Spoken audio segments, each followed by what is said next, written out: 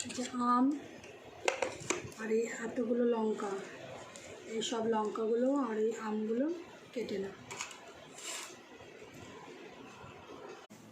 লঙ্কার আচারের জন্যে লঙ্কা আর এই আম এই দুটো কেটে নিয়েছি।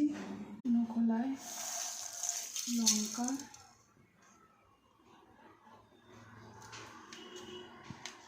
পাঁচফোড়ন ভেজে নেব। ভাজা হয়ে গেছে, নামিয়ে নেব। দিয়ে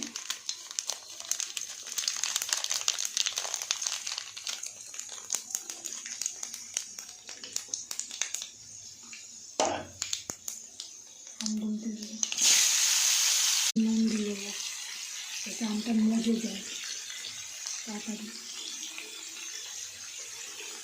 এই ভাজা মশলাটাকে একটু গুঁড়ো করে নেবো, হামানদিস্তায় গুঁড়ো করে নেবো। আমটা মজে গেছে, গলে গেছে, এবার লঙ্কাগুলো দিয়ে দেবো।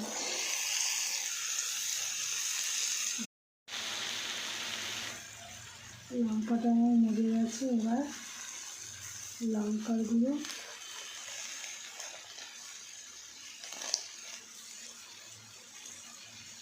আর হলুদের গুঁড়ো।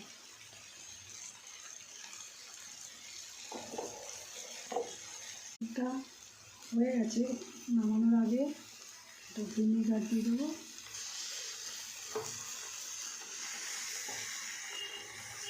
আর গুঁড়ো করা ভাজা মশলাটাকে দিয়ে দেবো।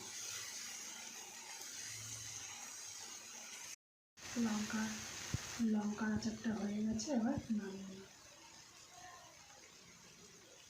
আচারটা হয়ে গেছে, এই লঙ্কার আচারটা, এটা কম তেলের আম লঙ্কার আচার।